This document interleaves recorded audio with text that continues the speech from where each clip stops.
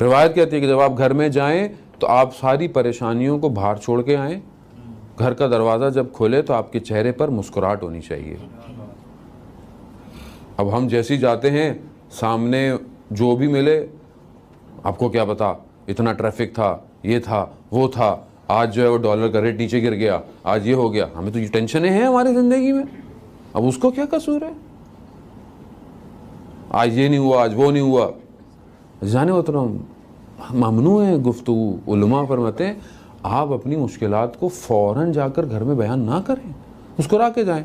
हत्ता रिवायत में है कि आप कोई ना कोई हाथ में खाली हाथ भी ना जाएं, कुछ लेके जाएं, कुछ फल, कोई छोटी सी चीज़। क्यों? वो बच्चा भागता हुआ आपके पास आएगा, बाबा मेरे लिए क्या लाए हैं? अब मेरे लिए वो एक उम्मीद रख रहा है आपसे, आप शेल्टर हैं, आप आसमान है उसके लिए। और यही तरबियत यहीं से हो रही है कि ये जितनी भी मुश्किलात है, यही एक ऐसा साया है जो मुझे हर मुश्किलात में बड़ा करेगा। लेकिन वो खुद टूटा हुआ हो, वो खुद कमज़ोर हो, वो दरख्त के जिसके साये में आके उसने बैठना है वो खुद ज़ईफ़ हो, तो कैसे ये परवान चढ़ेगा?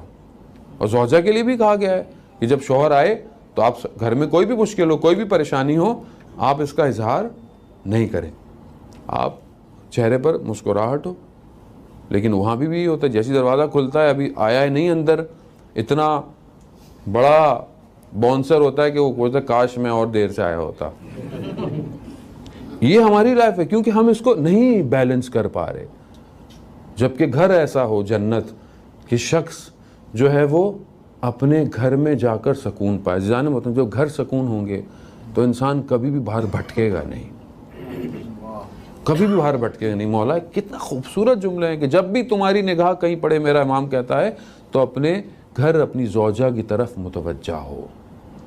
नहीं, घर सुकून है, घर इत्मीनान दे रहा है। अपने इसी घर से इंसान कमाल पे जा सकता है। जितना बड़ा आदमी हो, अगर अपने घर को कमाल तक, या घर उसका सुकून नहीं है, बाहर वो जितने महल खड़े कर ले सब खोखले हैं।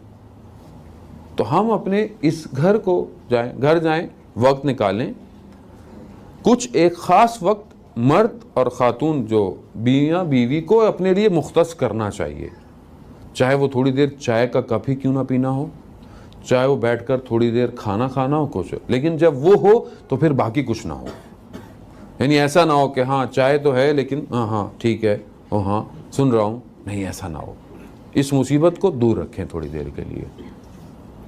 देखिए हर आदमी, अब आप मेरे से बात करें कितना बुरा लगेगा, आप मेरे से बात करें, मौलाना साहब मेरा बड़ा मसला है, बड़ा संजीदा मसला है, मैं करूँ हाँ अच्छा बोले बोले, आपको थोड़ी देर तो महसूस होगा यार मैं थोड़ी देर मांग रहा हूँ मौलाना साहब, थोड़ी चाहे हो सकता है मौलाना साहब ठीक है लोगों को जवाब दे रहे होंगे, लेकिन आप चाहेंगे कि थोड़ी देर मेरी बात सुन लें। मैं भी बिल्कुल ऐसे होऊंगा कि मैं आपसे अगर कोई बात कर रहा हूँ थोड़ी देर के लिए, तो मैं चाहूँगा कि आपका पूरा कंसंट्रेशन मेरी तरफ मुतवज्जा हो। वो एक जो खातून जो सिर्फ जिसके लिए सब कुछ आप हैं, अब आप घर में अगर हों और उसके लिए उसकी तरफ मुतवज्जा ना हो तो उसको कितना बड़ा धचका लगेगा, है ना। हम इसको प्रैक्टिकली समझने की कोशिश करें अज़ीज़ाने मोहतरम।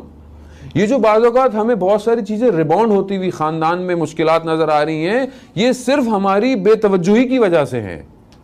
ये फ्रस्ट्रेशन है जो फिर कहीं और निकल रही होती है, ये फिर बच्चों पे निकल रही है। वो वहाँ उनको थप्पड़ लग रहे हैं, उनको मारा जा रहा है, खाने ख़राब जले जा रहे हैं बार बार, फिर खुदा ना खास्ता मेरे अमल की वजह से वो मेरे माँ बाप को कुछ कह रही है।